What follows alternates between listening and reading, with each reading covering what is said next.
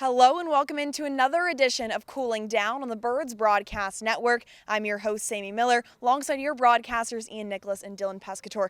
Guys, it was a weird night. The Firebirds ended up losing 6-5 against the Bourne Braves, but the first inning was filled with wild pitches, messy base running. Ian, what are your initial takeaways? Well, Marcus Morgan just had a lot of issues with control. I mean, this is something that plagued him during his time at Iowa, and it's kind of plagued him during his time here on the Cape. He finished tonight with 7 walks. 3 of them came in a row in the first inning, and Orleans was able to capitalize a little bit. They did score 2 runs in kind of a fluky way, but then he settled in. They missed an opportunity to tack on a few more in the first inning. He kind of, I think, had a sigh of relief because of that, dialed it in through the second and fourth, kept Orleans off the board. But overall, that first inning kind of set the tone for the rest of the game with missed opportunities for an offense that was good, but could have been a little bit better down the stretch today.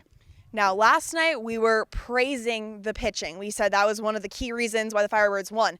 Tonight, I can't say the same. The pitching was not as strong as it usually is. Dylan, what were you seeing from those arms tonight? Yeah, there was 2 arms that stood out that really weren't good, but there were also 2 that were good. So let's start with the negative because, of course, they lost Sam Leboki, who was supposed to go 45 pitches, didn't even get close to it because he wasn't efficient in the second inning and didn't have a lot of success. He gave up a two-run lead. And then Derek Clark came in. He was really, really good. Riley Fry the same way, got out of a lot of jams. However, with a 2-run lead into the bottom of the 8th, Connor Eaton really didn't have his best stuff tonight, gave up 4 runs, 3 of them being earned. The defense really didn't help him out as well, and it was eventually 6-4 Bourne, which the Firebirds couldn't battle back from. Now, another positive, though, for tonight is Johnny Olmstead. He had an amazing night last night, and he continued the momentum here today at Bourne Park. He had an RBI and 2 hits. Ian, what are you seeing from this USC Trojan? Yeah, it wasn't only an RBI, it was the go-ahead run in the 5th inning. He's just coming up in big spots over the last 2 games.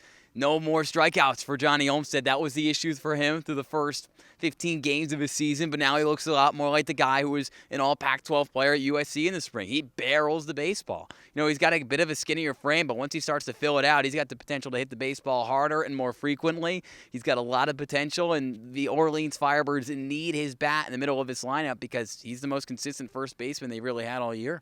These Firebirds will continue to fight to try to get to 500. So, Dylan, the question is, what type of adjustments need to happen to get the win tomorrow? Yeah, I think in their last 2 losses, Wednesday against Falmouth and then tonight against Bourne, you got to look at the defense. It really cost them the game. The Falmouth game, it was 3 runs that scored on defensive errors.